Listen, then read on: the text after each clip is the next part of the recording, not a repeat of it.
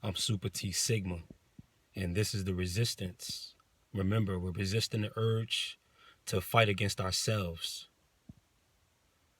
I want to talk about evolution and reincarnation from a mental and societal perspective.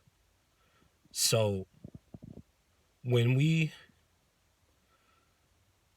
go deep into thought and we start to conceive things to the point where we get deep into it, into the imagination, to the point where we're there, to the point where our immediate surroundings can startle us. When we're at that point, we are in a reincarnating space. Mentally, we're in a reincarnation space whenever we go deep into thought, because we're becoming whatever's going on in our mind. We're turning it around, we're embodying it, we're rehashing it, we're reliving it, we're restating it, we're repurposing it, we're reconciling it, we're doing many things. And a lot of what we think about pertains to the past. So when we come back to ourselves, when we come back to whatever our regular waking state, our waking thought, whatever is pertaining to our immediate surroundings, that's when we come back.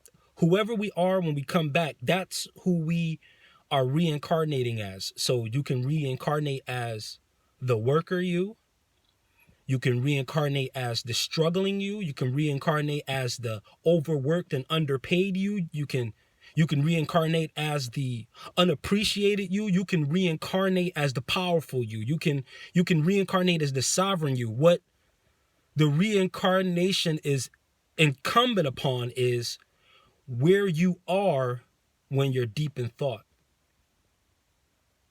Don't be too hard on yourselves if you lean toward the negative at first, because there's going to be a volleyball match. There's going to be a tennis match where the positive side is knocking the ball over the net. Then the negative side is knocking the ball back over the net to your side. So there's going to be some back and forth mentally going on in that reincarnation space when you're deep in thought at first. But the most important part of the process doesn't necessarily involve your feelings. It involves the repetitions of the thoughts that you choose to feel and manifest. So you can be in a negative headspace, but by you making a conscious decision to recite over and over the positive, you'll find yourself going deeper into that. All children have this skill. It's called make-believe. Make-believe. This is how you make belief. And belief is what it takes to make things happen. So you make belief by creating things based on your imagination only. Take your logic out of it, because your logic will keep you grounded to this experience. And what you'll do is the feedback loop will keep you perpetuating what is currently going on around you. If you want to change that, though, the dominant part of you is going to have to take place in that imaginative space where you can reincarnate and thereby evolve. You're deep in thought and you are keeping a record of your life, what you've been through, what you've experienced. But go ahead and put in the heavy lifting or the repetitive and at first mundane legwork of perpetuating what it is that you want, because ultimately this is going to have to dominate all of those thoughts of what you don't want. And it's okay, because your most current thought is going to be your dominant thought anyway. So with that, when you muse, choose wisely. Choose something that's going to serve you. You have the freedom of thought. The actions are the byproduct. That's the results. But when you're in this reincarnation space, which is every time you go deep into thought, make believe. Choose to be the millionaire, the billionaire, the trillionaire. You have to choose to be that. This is if you want your financial situations to change. This is just going to be dependent upon whatever it is that you desire, not what you remember, not the things that affected you the most in your life, what you desire. What is it that you want? Deep into the muse you go to evolve into your own divine flow. Deep into the muse you go to evolve into your own divine flow. There's going to be a volleyball match and back and forth and push and pull and negative and plus, addition and subtraction, multiplication and division at first.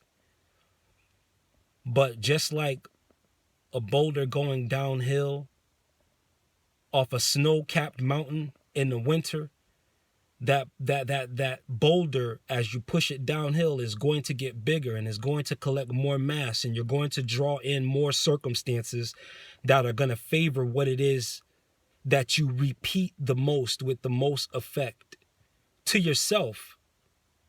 There's multiple ways of doing this that are taught out in the world already and have been taught for years at this point.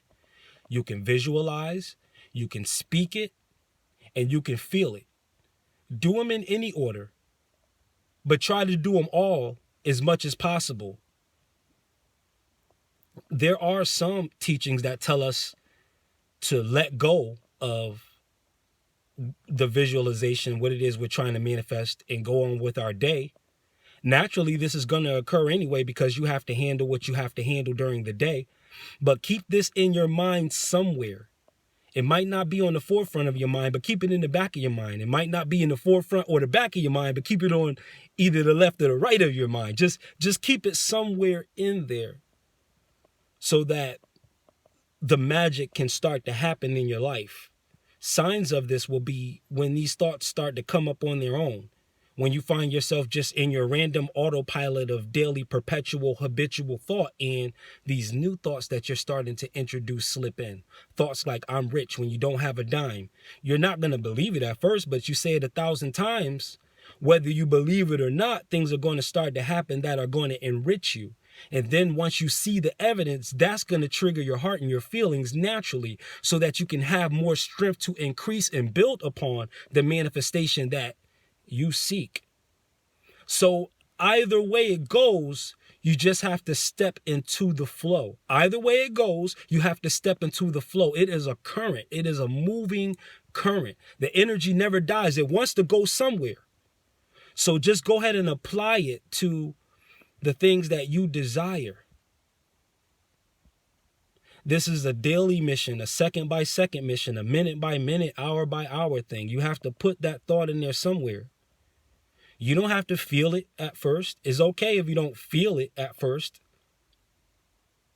But you're going to remember it, and eventually you will make belief if you make believe. You may not believe at first. That's okay if you don't believe. That's okay. But make belief by making believe. Make belief by making believe. As you go deep into this muse, you are going to reincarnate as the version of yourself you rehearse the most by default. If you want to be something other than what you are now, continue to reintroduce that new thought to yourself, and you will evolve into that. The first thing that's going to evolve is your circumstances. Your circumstances are going to be proof that you are evolving. So really, it's you evolving first. In those moments where it seemed like nothing was happening, where it seemed silly and foolish and benign and elementary and just too simple and just too easy. The reason why many of us don't do this is because it's so easy. It's too easy. We've already been trained to believe that hard work and effort gets results, when exactly the opposite can also be true. Whichever one it is for you, you and you alone have to choose. I'm Super T Sigma. This is The Resistance. Stay motivated and self-regulated. Peace.